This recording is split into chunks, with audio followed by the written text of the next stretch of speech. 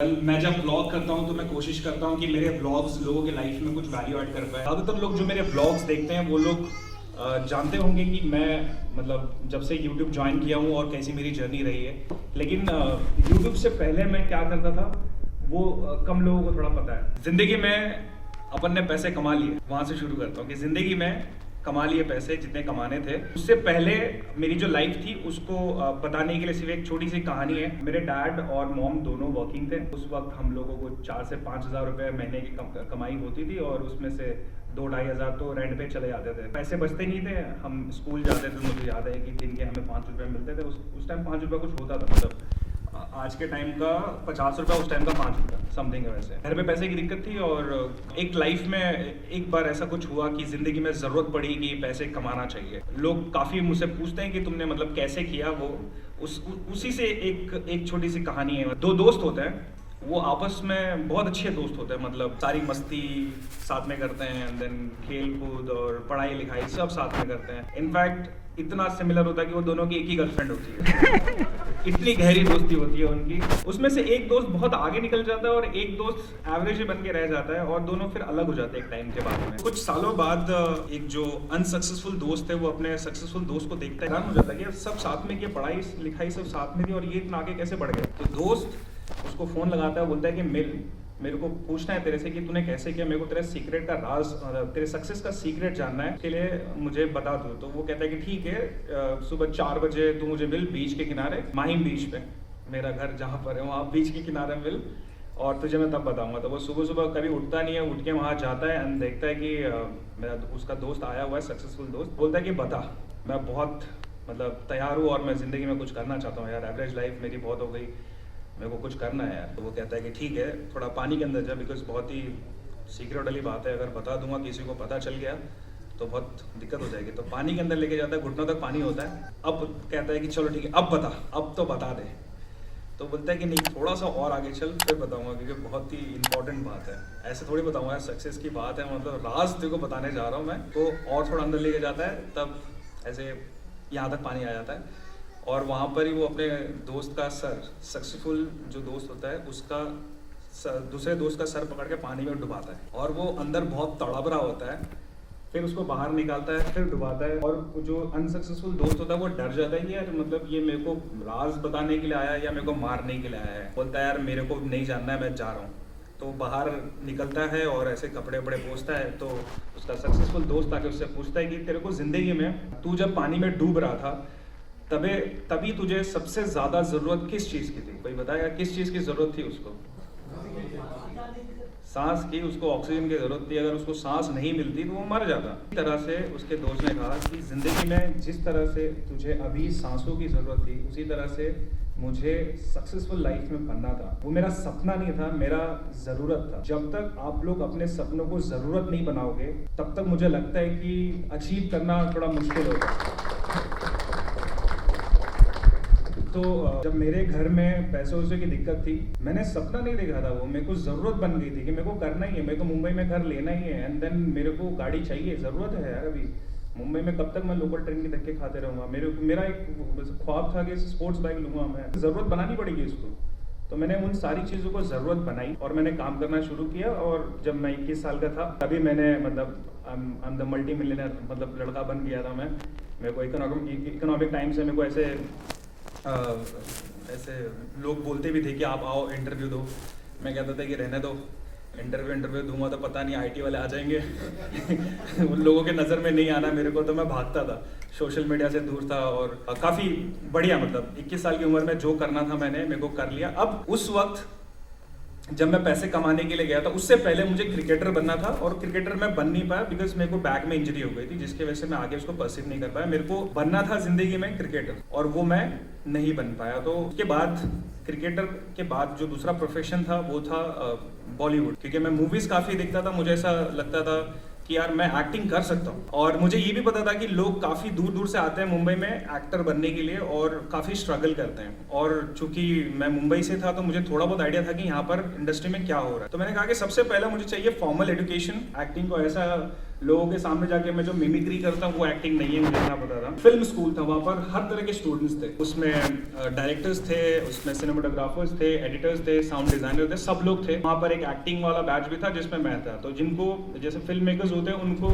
एक प्रोजेक्ट मिलता है जिसमें सारे स्टूडेंट्स को जमा करना होता है। एक्टर एक्टिंग करता है, एडिटर एडिटिंग करता है, साउंड डिजाइनर साउंड का देखता है, ये सब करके लोग वहाँ पर फिल्म बनाते हैं। ऐसा था कि मेरे को एक चांस मिला फिल्म करने का, तो मैंने वहाँ पर शॉर्ट फिल्म हमने किया और मैंने सारे लोगों को देख लिया। मैंने बोला कि ये तो बढ़िया चीज़ है यार, मेरे को थोड़ा इंटरेस्ट आने लगा डायरेक्शन में, अदर चीज़ों में, एडिटिंग में। फिर एक्टिंग खत्म हो गई। मैं 1 साल वहाँ पर सीखा था, थिएटर भी किया मैंने वहाँ पर। एक मैंने कैरेक्टर किया था अश्वत्थामा का। उसके बाद मतलब एक्टिंग में पूरा मैं खुल गया था। अभी और भी मेरे को एक्टिंग का करना, ऐसा नहीं कि मैं वो छोड़ दिया। जब मैं एक्टिंग कर रहा था तब मैंने काफ़ी कुछ सीखा। उस टाइम पे मैं नीरज सर से मिला था, नीरज कवि, उनका वर्कशॉप अटेंड किया, फिर उनसे काफ़ी कुछ सीखा मैंने। नीरज कवि को आप लोग ऐसे देखे होंगे लेकिन याद नहीं आते होंगे। सीक्रेट गेम्स में जो पुलिस वाले होते हैं, पारुलकर, वो नीरज सर है हमारे। तो उनसे हमने फिर सीखना चालू किया। ऐसे कर करके मेरे यूट्यूब में 15 लाख सब्सक्राइबर्स हैं और मुझे कुछ सालों का एक्सपीरियंस है, वो यहाँ पर आप लोग के काम आ सकता है। जो लोग सीरियस है अपने यूट्यूब चैनल को लेके और जो जिंदगी में कुछ करना चाहते हैं, तो मेरी बातों को थोड़ा गौर फरमाइएगा। देखो, एक्टर बनने का जो कीड़ा था वो गया नहीं था। मैंने सोचा कि यूट्यूब चैनल से अपना कम्युनिकेशन स्किल्स सीखूंगा, कैमरे के सामने कैसे बात करते हैं, कैसे कंफर्टेबल होते हैं वो। मैं स्कूल में बहुत ही मतलब पढ़ाई में नंबर 1, स्पोर्ट्स में नंबर 1, लड़ाई में नंबर 1, हर जगह पे नंबर 1। मतलब लेकिन जब कैमरा सामने आ जाए या फिर स्टेज में किसी के सामने बोलना पड़े तो वो मेरे से हो नहीं पाता था। मेरा वही वीकनेस था कि मैं लोगों के सामने बोल नहीं पाता था। और ये चीज की वजह से कुछ शूट्स हमने किए थे, उसमें काफी रीटेक्स होते थे। आपने फिल्म देखी होगी, कितने रीटेक्स होते होंगे? 5, 10। हमने एक फिल्म शूट किया था जिसमें मेरे वजह से 70 रीटेक्स हुए थे। 70 रीटेक्स काउंट हुआ था। आप बजा रहा होता है, अभी तो कर ले यार, अभी तो कर ले। 70 रीटेक्स के बाद में मेरे को रियलाइज हुआ कि ऑल्दो मैं काफी प्रिपेयर करके आता हूँ, लेकिन वो स्क्रिप्ट जो था मेरे को प्रिपरेशन पहले करने को मौका नहीं मिला। वो तुरंत हमने बनाया और वो तुरंत हो नहीं पाता क्योंकि मेरे को वो तैयारी करने के लिए टाइम चाहिए था। तो मुझे इतना समझ में आया कि मेरे को कैमरे के सामने अगर थोड़ा सा डर कम निकल जाए ना मेरा, तो मैं कैमरे के सामने अच्छा एक्टिंग कर सकता हूँ। तो एक वो था कि कैमरा, अगर मैं ब्लॉगिंग कर रहा हूँ तो मैं कैमरे के सामने थोड़ा कॉन्फिडेंट हो जाऊंगा और मैं अच्छे से बात कर सकता हूँ, मेरा थोड़ा स्किल्स इंप्रूव हो जाएगा। सेकंड रीजन था कि मेरे को बाकी चीज़ों में भी इंटरेस्ट था, साउंड में एंड देन डायरेक्शन में। तो मैंने सोचा कि बाकी चीज़ें भी हम सीख सकते हैं। तो मेरा यूट्यूब ज्वाइन करने का जो पहला रीजन था वो था सीखना।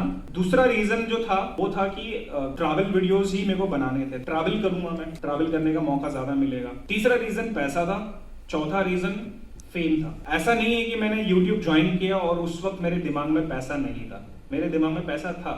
और जितने भी लोगों ने यहाँ पर ज्वाइन किया है पैसे कमाने के लिए, कोई इसमें गलत बात नहीं है। अभी अगर लोग MBA पढ़ने के लिए जाते हैं या फिर MBBS करते हैं, लोग 70 लाख 50 लाख रुपए डालते हैं, क्यों? कमाने के लिए डालते हैं ना। तो उसमें शर्म क्या है कि आपने YouTube ज्वाइन किया, बोलने के लिए शर्मा रहे हो कि नहीं, आप पैसे के लिए नहीं किया। अगर जिन्होंने पैसे के लिए किया है ना, वो लोगों के लिए मेरे पास एक स्ट्रैटेजी है, लेकिन सच्चाई आपको बतानी पड़ेगी। कितने लोगों ने पैसे के लिए YouTube को ज्वाइन किया? फिर नहीं बताऊंगा मैं, मेरे हाँ मतलब ठीक है, मतलब है 3-4 लोग। अभी वो बात करने का मतलब नहीं, क्योंकि पैसे के लिए कोई आया नहीं है यहाँ पर। तो अगर पैसे के लिए लोग आते तो फिर मैं बताता। तो मैं आया था यूट्यूब में सीखने के लिए। तो धीरे धीरे मैं अपनी जो कला है उसको इम्प्रूव करने के लिए डे बाय डे काम करता था। ऑल्दो मेरे एडिटर दोस्त काफी थे उस टाइम पे। पहला वीडियो जब मैंने एडिट किया था उसको मुझे 3 दिन 3 रात लगे थे। मेरे को एडिटिंग नहीं, मतलब को कट कैसे मारते हैं वो नहीं पता। और प्रोफेशनल हमने FCP final cut pro X में मैंने एडिट करना शुरू किया था। तो 3 दिन 3 रात करके मैंने ऐसे धीरे धीरे और उस प्रोसेस में काफी मजा आता था। मतलब अगर कोई चीज आप दिल से सीखना चाहते हो, मुझे आपका नहीं पता, लेकिन मेरा ऐसा है कि अगर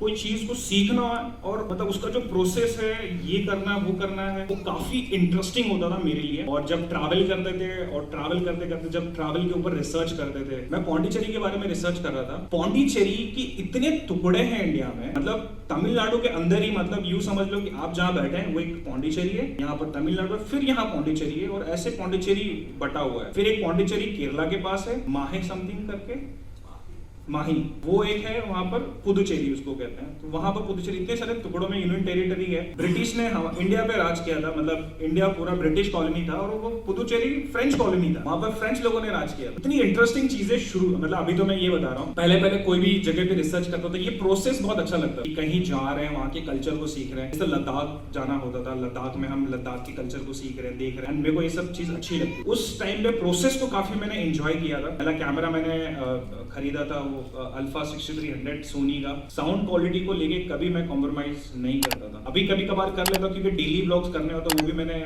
प्रथा तोड़ दिया। अभी मैं डेली व्लॉग्स नहीं करता। पहले मैंने 3 महीने तक कंटिन्यूसली मैंने डेली व्लॉग्स किए हैं विदाउट फेल, हर दिन। लेकिन अभी मैंने 2 दिन पहले बोला कि नहीं, अब हमसे नहीं हो पाएगा, बस हो गया। डेली व्लॉग्स में आप मतलब उतना अच्छा क्रिएट नहीं कर पाते, और जो प्रोडक्ट क्रिएट कर रहा था मैं, मेरे को खुद ही पसंद नहीं आ रहा था। मैंने कहा कि ठीक है, चलो स्टॉप करते हैं इस चीज़ को। तो ये थी मेरी जर्नी। अभी मैं ज़्यादा वक्त देना चाहूँगा Q&As को। जितने भी लोग यहाँ पर आए हैं, भले ही आपके कितने भी सब्सक्राइबर्स हो और ज़्यादा हो कम हो, मैटर नहीं करता। यहाँ पर आप सब आए हो सीखने के लिए, मैं भी आया हूँ सीखने के लिए। तो थोड़ा उसके ऊपर बात करते हैं। जिसको भी अगर कुछ पूछना है ब्लॉगिंग से रिलेटेड, मुझे लगता है कि मैं थोड़ा केपेबल हूँ उसका आंसर देने के लिए। ऑल्दो ब्लॉगिंग के लिए कोई भी डिग्री नहीं है, कोई भी जगह नहीं है, सब अपनी एक्सपीरियंस से सीखते हैं। तो मेरा एक्सपीरियंस शायद तुम्हारे कुछ काम आ सके। Going on a bike or your sports bike to some places, तो उसमें जो आप माइक्रोफोन हेलमेट के अंदर यूज करते हो, उसमें कैसे साउंड क्वालिटी मेंटेन रहती है, उसके लिए क्या प्रिकॉशंस लेते हो? बाइक पे हम ब्लॉगिंग करते हैं, यहाँ पर कैमरा लगा के जो पॉइंट ऑफ व्यू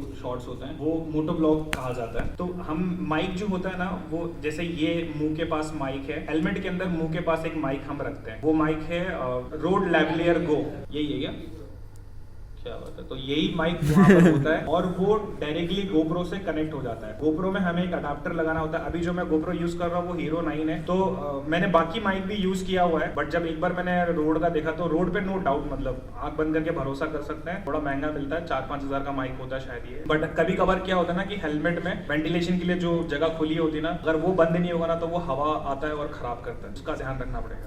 मैं मेरी वाइफ, हम चैनल अभी स्टार्ट करा है food and travel related. 2 question है कि जब हम स्टार्ट करते हैं, हमारे सब्सक्राइबर्स बहुत ही कम होते हैं, तो एक सेल्फ डाउट आता है कि हम दिन में 5 बार रिफ्रेश कर रहे हैं, 1 सब्सक्राइबर शायद बढ़ गया, बड़ा अच्छा लगता है देख के कि चलो एक तो आया। एक सेल्फ डाउट आता है कि जब हम कोलैबोरेशन की बात करते हैं तो यार सामने वाले को हम अपने चैनल से क्या दें, हमारे पास खुद के सब्सक्राइबर्स नहीं है। दूसरा ये आता है कि पहले एक रैट रेस होती थी कि MBA के लिए लोग भाग रहे हैं, इंजीनियरिंग के लिए भाग रहे हैं, अब आजकल लगता है यूट्यूब के लिए भाग रहे हैं, जो यहाँ पे नहीं भी है।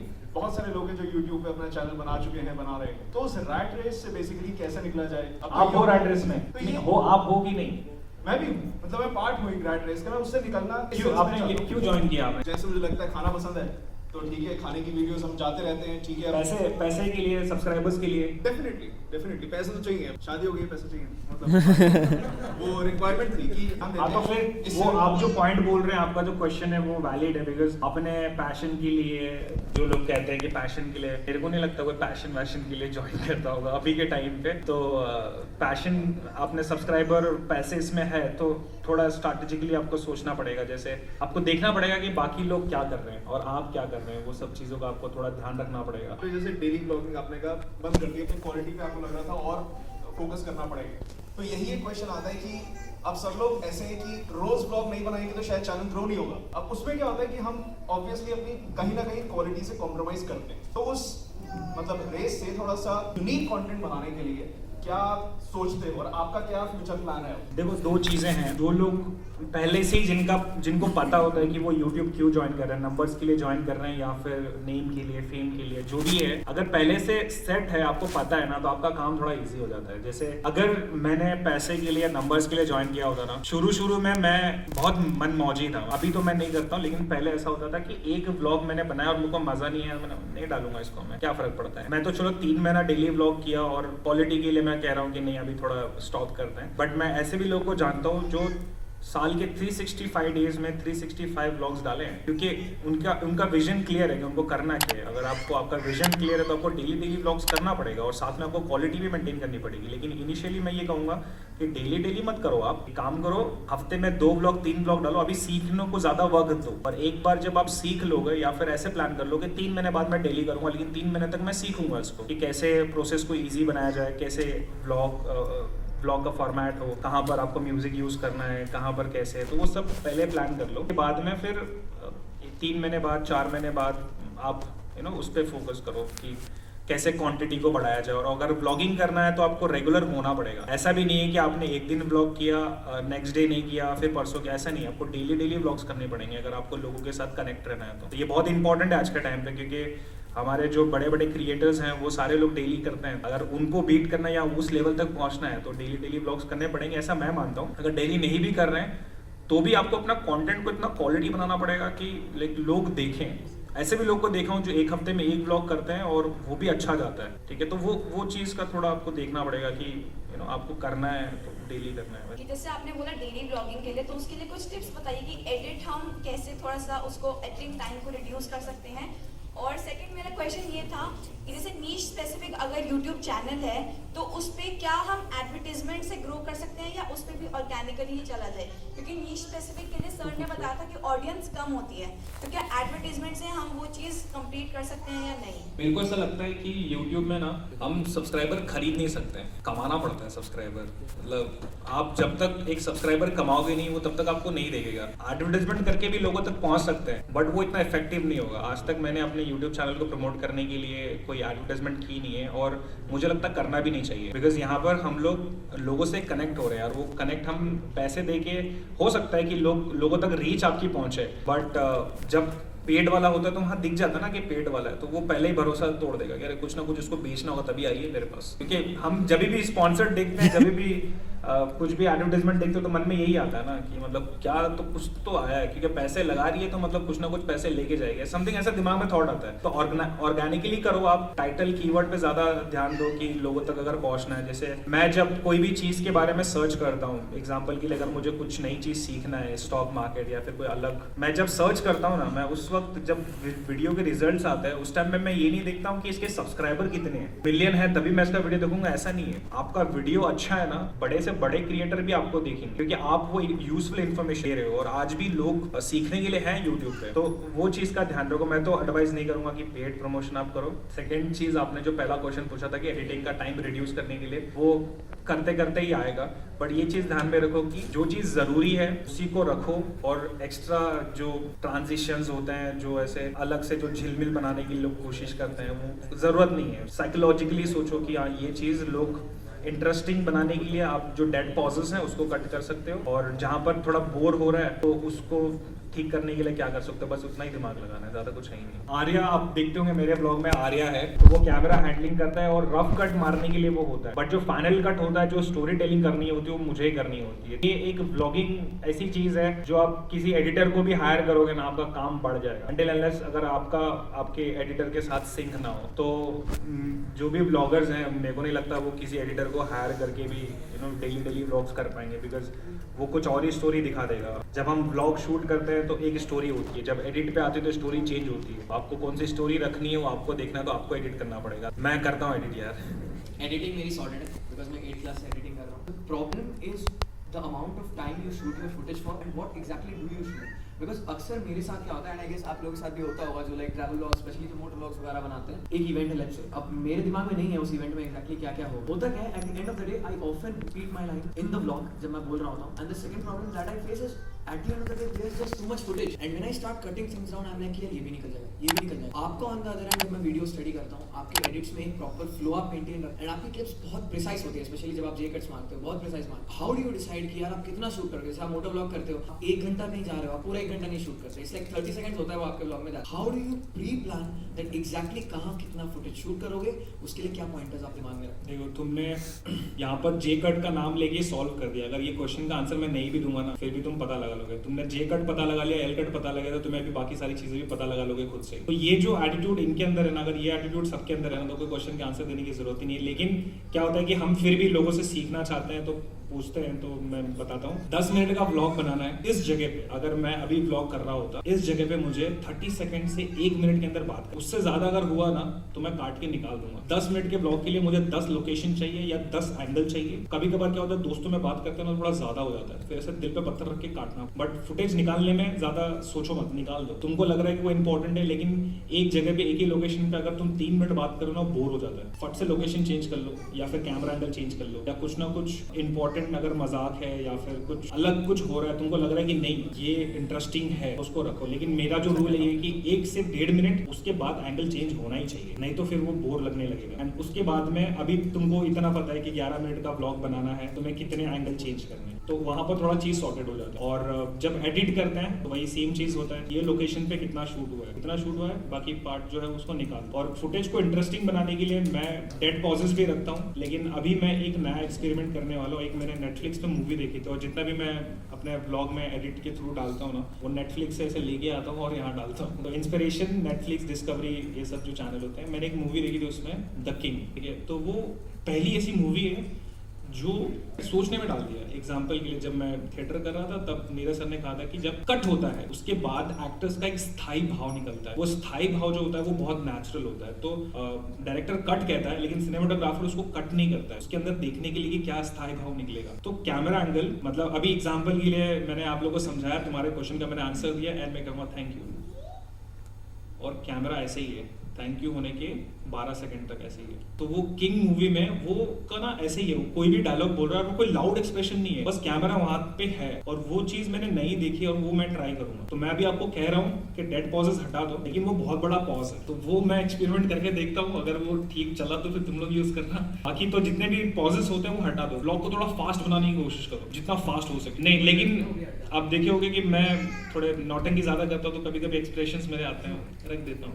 ये सब जो चीजें तो वो रख दो, क्योंकि वो थोड़ा आपके ब्लॉग में वो जैसे आप बात कर रहे हो आपका व्लॉग फास्ट है, एंड देन सडनली एक ब्रेक आ जाएगा बिकॉज आपके इसमें नौटंकी है या फिर आप ब्रेथ ले रहे हो, कुछ भी कर रहे हो, देन फिर स्पीड लगाओ। एक ही स्पीड मत रखो ब्लॉग की, फास्ट मत रखो, स्लो मत रखो, फास्ट स्लो फिर फास्ट, ऐसे कर करके करो। तो वो करना पड़ेगा उसको, you start slow and then you build a peak and then you follow the peak. हाँ, सेम फ्रीक्वेंसी जैसे एक पेस पे मत रखो उसको, बस ये वो सीख जाओगे आप। बस इतना मैंने बोल दिया तो हो जाए खत्म कहानी। Thank you so much. Thank you so much, MSK. Round of applause. Louder, man. Thank you. Thank you.